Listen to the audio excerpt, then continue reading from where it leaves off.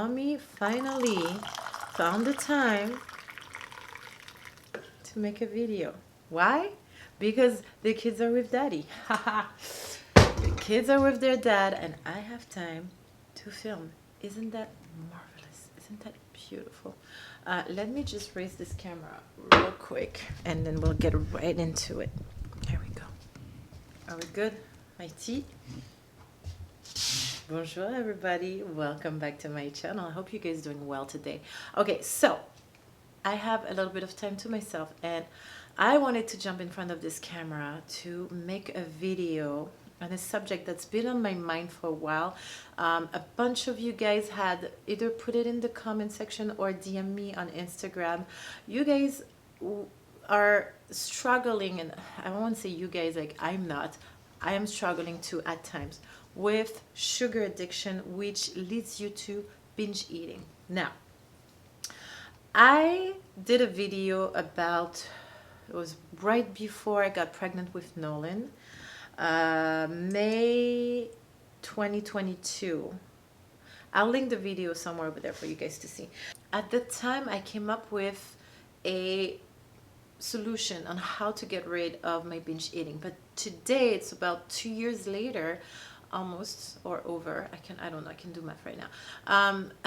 I have perfected my recipe to either not fall into binge eating or sugar addiction, or catch myself when I see myself going there, right? So in this video, I want to share with you my tips. I am going to explain to you the science behind sugar addiction so that you understand what happens to your body better. I'm going to touch on pretty much 2, maybe 3 subjects, which is sleep, diet, and a little bit on exercise, but it's not so much what I'm going to talk about on this video. It's more about how your diet and how your sleep is going to affect your hunger level and what it does to your body. Okay, I'm going to give you a few tips on how to help your body get rid of this sugar addiction. Just as a disclaimer, my loves, I am not a doctor, I am not a scientist. I am a health coach. I am a mom of 2. I am a professional fit model. I am a woman in this patriarchal society that is trying to maneuver everything. I've learned a few things along the way, and I am sharing that with you so that you can find your blissful balance in life.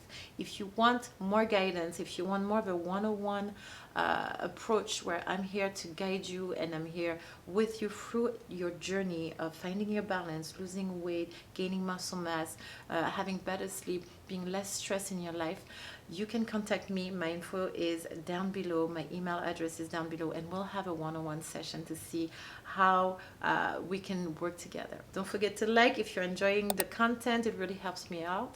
Don't forget to comment down below and share with us your tips if you have any, or your struggle, and don't forget to share with a friend if you think it can help them in their journey. With no further ado, let's get into this video. Alright, so first, what is the science behind sugar cravings? First of all, sugar is just as addictive as any drugs out there. It's just that it's so popular, it's so embedded in the diet that we don't even realize it. You can see how sugar affects little kid. I have a 22-month-old baby. He's growing too fast. Almost 2-year-old baby. I cannot say 22. This is ridiculous. I have an almost 2-year-old baby. And the other day was Ella's birthday, right? Our routine is pretty simple. It's the same every night, every day, really. Before bedtime, we have dinner at like 5:36 p.m.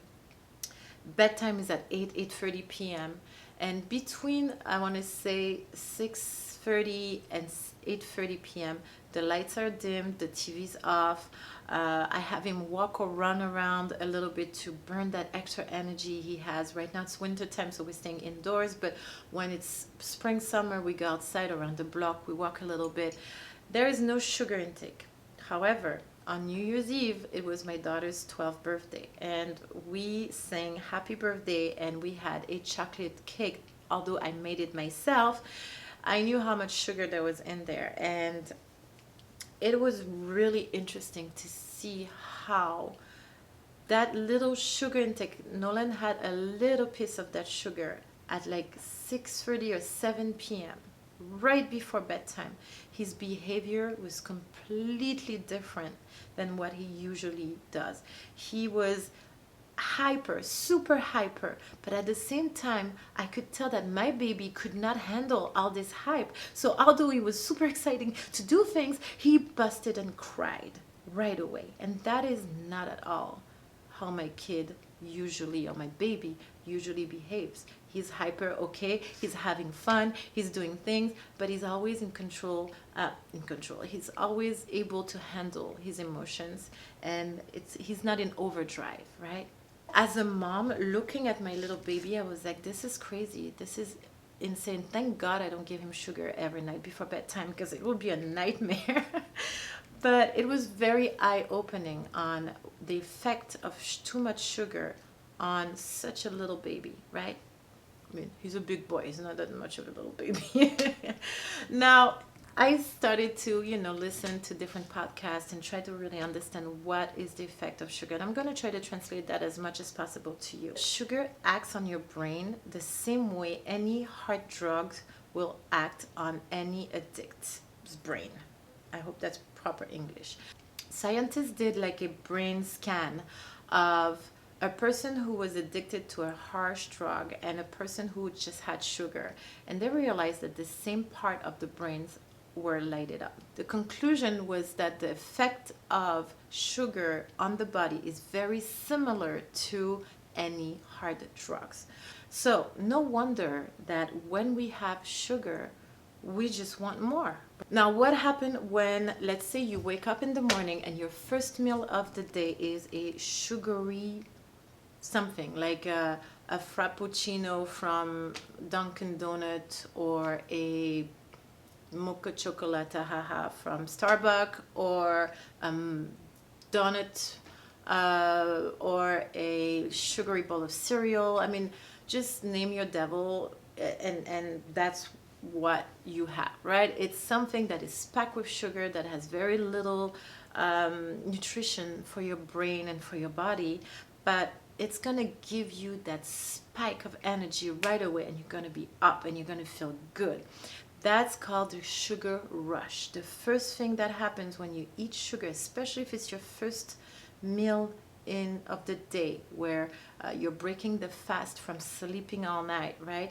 First thing you put in your mouth is very sugary, you're gonna have that sugar rush right away. The sugar enter your bloodstream, and bing, you are happy, you're super excited, you're ready to go. But the thing is, it's very short-lived, because as the sugar rise, it reaches its top level and then it plummets. And that is called the sugar crush. And that's where you feel tired, anxious, moody. And the next stage is what? I need my other fix of sugar. And that's when you get into the sugar cravings. And at that stage, you're like an addict. You are just thinking about what your next fix of sugar is going to be. And a bunch of image of sugary stuff, or whatever, creamy, crunchy, even salty sometimes, whatever your cravings are, you're gonna have all those images in your brain, because your brain is gonna want to have its next quick fix of sugar rush. And you're set up for a whole day of sugar highs and sugar lows that is really hard to stop, and it's very taxing on the body. It's exhausting for your body to go through these high and lows, high and lows. This is a little bit of the science that's going on behind sugar cravings, and how this can set you up for binge eating all day long, all week long, all month long, all year long. And before you know it, you've put on so much weight that you hate what you see in the mirror. You feel tired, you feel moody, you feel sluggish, you develop disease. And the cycle just goes on. So, how do you stop this craziness? First thing I want you to do, when you see yourself being in that vicious cycle of sugar rush, sugar crush, and sugar cravings, I need you to, for at least 1 or 2 days, just observe yourself and take notes. That's what being mindful is. That's where we start being mindful. You need to take a step back from you, right? And look at yourself as if you were looking at your best friend, and take notes. When do you crave? At what time specifically in the day do you need to eat so much sugar that you can't resist it? And write it down. Do it that for 2, maybe 3 days if you can, right? We're not trying to stop you. We're not trying to change anything. We are observing, we are taking notes, and we're looking for a pattern here. For me, when I was binge eating, it was first thing when I woke up in the morning, the first thing I was thinking about was sugar. And it was nothing healthy. It was sugary. I was eating all of my daughter's snacks, all of them. First thing when I woke up, then it was around between 12 and 1, and then the next one was like at 3 to 4 I could eat, and then bedtime. So I had those cycle throughout the day where I would just stuff my mouth, and before I knew it, the whole pack was empty and I had to buy more. The cycle was vicious. And one day I opened the trash, the recycled trash, and all I saw was my daughter's snacks that I was eating, not her, me, right? It was a whole week worth of snacks that I finished in like 2 days, maybe, even that, a day and a half. And I knew something had to stop right away. So once you realize that you are in this situation, I want you to step back, take notes. When am I feeling the urge to eat so much sugar? What is popping into my mind? What is it that I want, that I am craving? What are my devils? Okay, that's it. You take note of the time and what it is. No judgment, no beating yourself up. You are, if anything, you are giving yourself a big fat hug, a warm one, a fuzzy one, the one that where you feel so comfortable hugging yourself that you just want to stay in that position for a little while and cry. And that's okay. That's all you should be doing. And you know what? Look at the future, because it's about to be very bright. It will be hard, right? We're fighting an addiction, and it's very serious. But once you come out on the other side, you are going to be so much stronger. You're going to have so much knowledge about yourself. You're going to get out of this situation. Now, how do we get there? That's phase 2. Phase 2 is time for action. In order for you to get out of a sugar rush, sugar crush, sugar craving, and repeat, you need to start your first meal of the day with a balanced diet. So your mission on day 4 is to start your first meal of the day with protein. I want you to eat some meat, some eggs, fish, we want some soy, you want some eggs. You're gonna have a little bit of vegetables and a little bit of carb, but not too much. 1 slice of bread, half a toast, whole grain, full of pack of good cereal. And then we want some good healthy fat. I want some avocado, I want some olive oil, I want some nuts, some seeds. I want something that is going to give a good healthy nutrition to your brain, to your muscle, to your joints. Okay, what is this doing for you?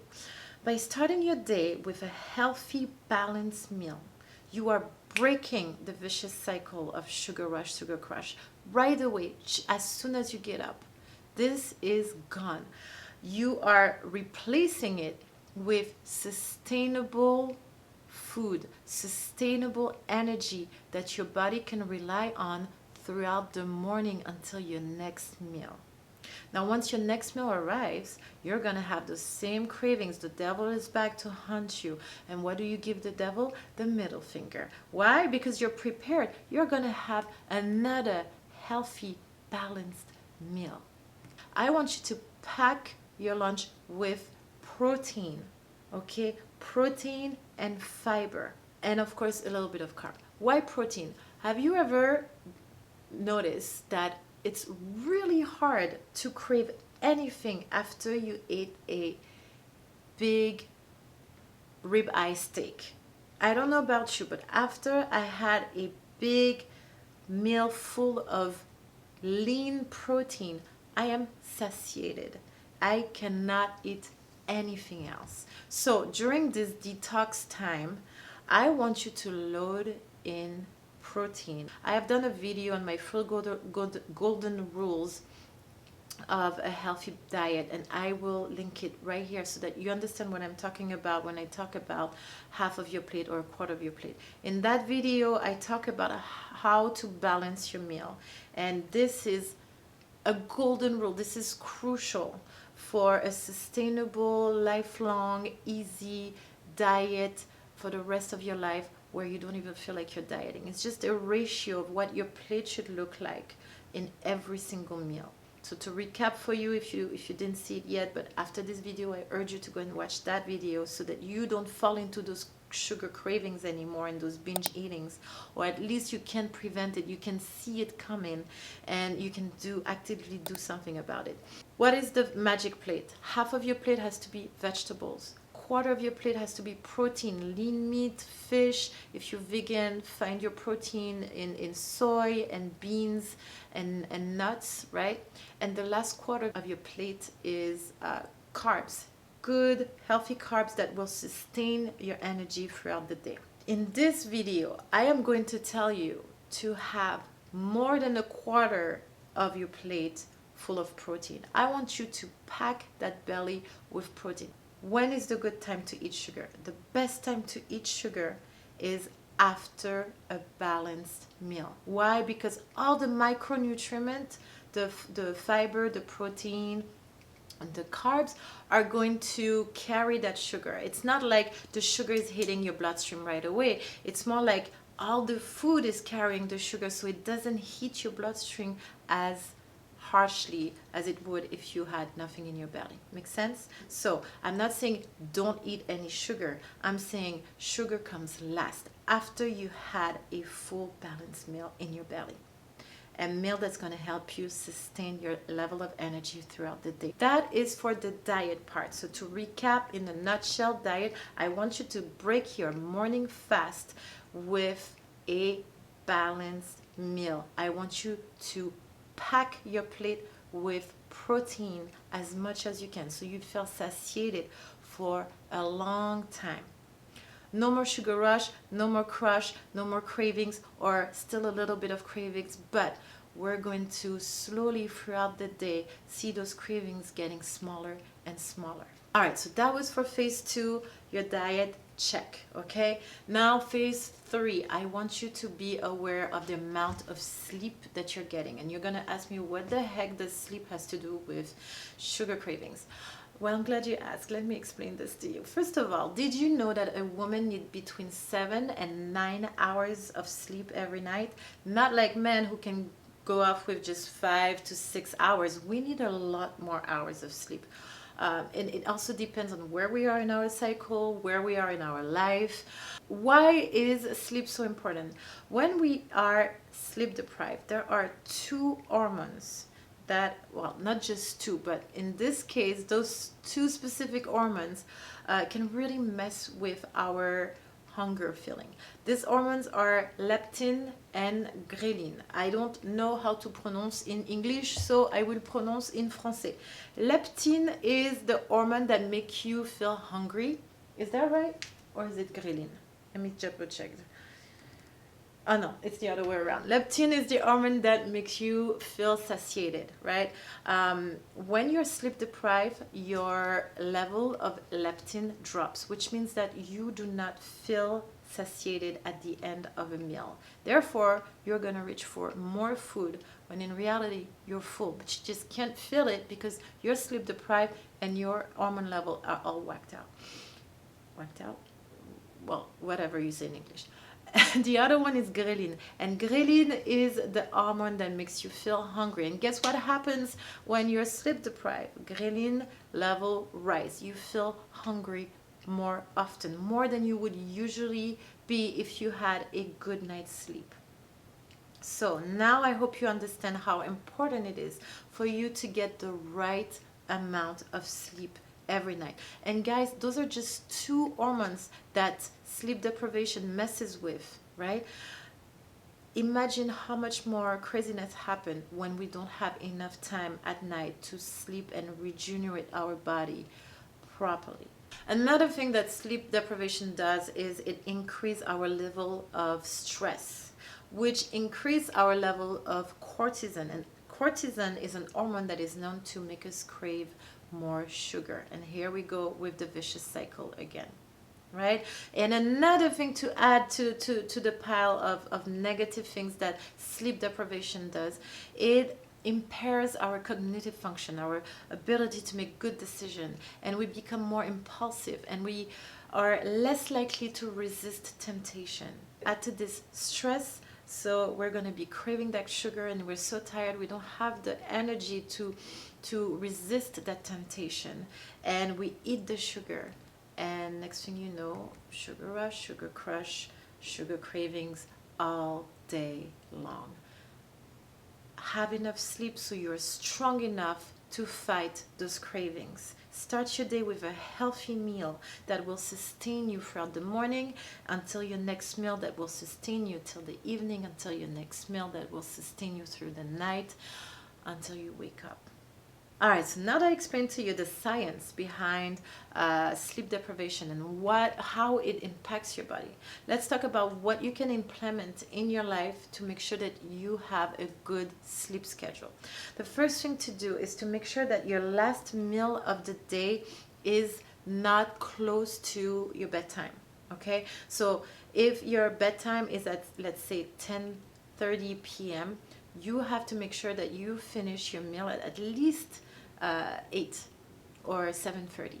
But we need to have a 2 to 3 hour gap between your last meal and the moment you're going to go to bed. This allows your body to do all the digestive work that it needs to do so that you can fall asleep properly. If you eat just before going to bed, you will not have a good night's sleep. Your body will be too busy working on digesting the food that was just ingested, and you won't be able to sleep properly. Okay, so the first thing I need you to do is make sure that you have a 2 to 3 hour gap between food, your last food intake, and your bedtime.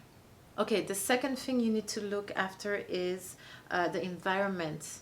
When it's time to go to sleep, we are transitioning from bright white lights to a yellowish color, a dimmer light. Right now it's winter time, it's January at the moment I filmed this video. I will keep the bright daylight until maybe 6 p.m. when it's time to go have dinner, and by the time we're done with dinner, we're switching all the bright lights in the household to dimmer light, and the phones are gone.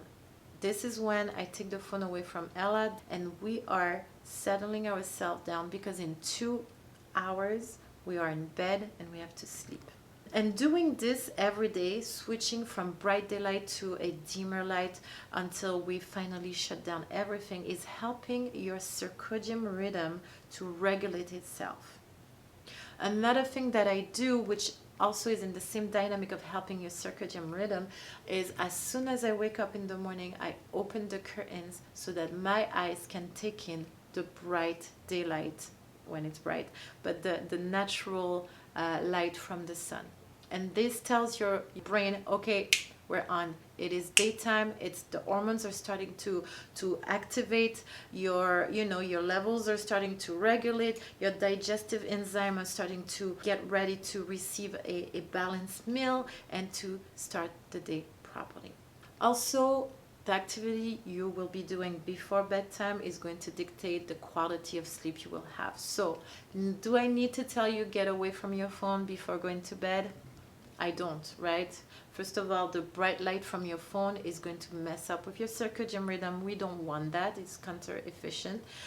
And then the stimulation of the brain is not conducive to a good, restful night's sleep, right? So, get that phone away, put it in another room, or put it so far away from you that you literally have to get up and walk a certain distance to get the phone. Put it away. Replace that with a bedtime routine of your choice, a skincare routine, a good book. I know reading. Where did that go? When did we stop reading? Something that is going to tell your body, okay, we are mellowing down. It is time to relax. I personally like to take a supplement before bedtime. I like to take magnesium and vitamin D. This relaxes me. I am not a big fan of melatonin. I think that it's not a good way to help your body, but that's my personal belief. I think that your body creates melatonin on its own, and giving melatonin to your body regularly messes up with your natural ability to do it yourself. So I would much rather give my body magnesium and vitamin D, which is deficient 99% of the time in people, especially if you're a person of color with a lot of melanin in your skin. You're not processing vitamin D as much as you should, right? Because there's not enough sunlight for you. So vitamin D and magnesium before bedtime, it helps relax your body. So that's to close on the chapter of sleep hygiene and how sleep impact your cravings and your satiety. I don't know how you say that in English anymore. I said it once, I can say it again. Next, we're going to talk about exercise. I'm not going to go very deep on what exercise you should do. I'm just going to tell you one thing. You need to burn that muscle every day. You need to feel the burn every day. What does that mean? How does that translate to you? That doesn't necessarily mean that you need to go to the gym every day, that you need to prepare your gym bag with all your stuff and find time during the day to actually physically go to the gym or practice some crazy workout every day. No, that means that at some point you are moving your body in a way that you are feeling a muscle burn. You could dance in your kitchen with the kids and squat and shake it until you feel like your legs are burning you. You could get out of your desk for 5 minutes, 10 minutes and go up and down the stairs until you feel like your legs are burning. And you know what? It doesn't even need to be a long workout. You could challenge yourself to wake up in the morning and do 10 push-ups, 10 pull-ups, and 10 squats. Voila. And you're going to see that the more you do that, the more consistent you are with it. 10 won't be enough. You won't feel the burn after 10. You're going to have to go up to 12, then to 15, then to 20. And you're going to see your body slowly building muscle mass. You're going to feel stronger. You don't have to spend a crazy amount of time working out. But you need to challenge your body and squeeze those muscles and feel the burn so that you are burning the sugar. Okay, I have a really good one for you. Get that weighted vest that I talked about in the previous video, which I will link right there. I will link it down below for you. I will link the video up here or down there for you to see what I'm talking about. Cleaning the house, doing grocery shopping, or just taking the dogs for a walk or going to the park with the kids with a weighted vest makes you use a lot of muscle. It just amplifies everything that you do. Imagine doing grocery shopping with a 12-pound weighted vest and then having to carry those heavy grocery bags home with that 12-pound weighted vest. You've done a workout right there. I walked for 45 minutes to an hour. You guys, this is a legit workout. Like, I'm sweating right now. Like, I got my cardio in. I feel my glutes. I feel my hips, my thighs, my shoulders. This workout is legit. I'm gonna take it out right now. I'm gonna take out the vest. And then I'm gonna take a shower, you guys. Holy crap. Ooh. And now I feel super lightweight. I feel very light right now. No, this is great. I'm gonna do a little bit of stretching before I hit the shower, and that's it for today's workout. It's just an idea from me to you.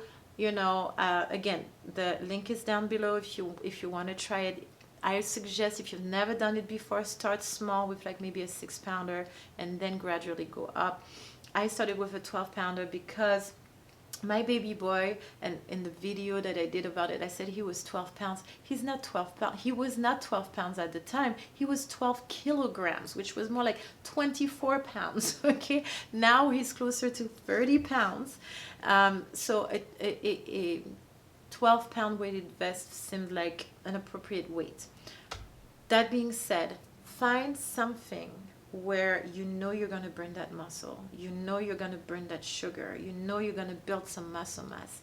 Now, what does that do to you? It really helps your body regulate your overall hormones, not just the sugar level, it regulates everything. Working out is like taking a shower. You're getting rid of all the bad stuff and you are regulating your entire system. So I really, really encourage you to implement a small amount of workout daily. It doesn't have to be anything crazy, just a little bit every day. That's it. So now let's recap. Phase 1, observe, take notes, time and product. What time are you feeling the cravings? What products are you eating? Phase 2, we're acting on it. We are changing our diet. The first meal of the day, the first thing that breaks your fast is going to be a balanced meal with meat, vegetables, and a little bit of carbs, but some good healthy fat. This is going to break the cycle right away. We're stopping the sugar rush, sugar crush, sugar cravings repeat, and we're replacing it with sustainable source of energy throughout the day. We're doing this for breakfast, for lunch, for dinner. When we're eating sugar, we're eating the sugar after the balanced meal, not before, not in between, after. We're going to be rigorous, we're going to be consistent, we're going to be disciplined. We're going to do that for at least 4 long weeks. And throughout the weeks, you're going to see yourself feeling better and better. I know I'm harsh on you. I know. I'm a bit of a Nazi. But what do you want? What do you want for yourself? Stage 3, we are watching our sleep. We are aware of the amount of sleep that we are having every night. Between 7 and 9 hours of sleep. Why are we watching our sleep? When we don't watch our sleep, our hormones are all whacked out and we don't feel satiated as we should, and we feel more hungry than we should. We have a hormonal storm happening in the body, right? Not just satiation, but everything else is just messed up, especially for us women who are going through cycles. So sleep hygiene, we make sure that the light is dimmed every night before going to bed. We make sure we don't eat at least 2 to 3 hours before going to bed, so we give time to our body to digest the food better. We wake up in the morning and we expose our eyes to the sunlight so our circadian rhythm can get the memo that, hey, it's time to be up. Okay, we are creating a nice and cozy bedtime routine that we're excited to do every night, right? And what else? Oh, exercise. We make sure that we are pumping that muscle every day. Once a day for 10 minutes, you are doing something that is squeezing that muscle, that you feel the burn, and you're like, okay, I did that. And if you can do that at least 2 to 3 times a day, even better. But to begin, let's just do it once a day. I forgot to mention, stay hydrated. Do not drink sugary drink. Just stay on water or tea and take it easy on the caffeine. And then voila, simple enough. Sleep, diet, exercise, repeat, stay consistent. You got this. You have this. And even if you fall off the wagon, you get right back in and you win, because you're a winner. And if you feel like this is too much for you, you're overwhelmed and you don't think you can do it on yourself, I believe in you. I believe that you can do it, but I'm also here for you. So feel free to contact me. My email is down there. We'll have a free consultation and we'll see what goals you're trying to achieve and how we can get you there with my 12 weeks program. All right, my loves, I am done with this video. Don't forget to like, subscribe, and share. Leave me a little comment down below. I love you guys. I'll see you next time with a new video. Until then, my love, stay happy, stay healthy, have a beautiful life. Au revoir et à bientôt. Hey, c'est la vie.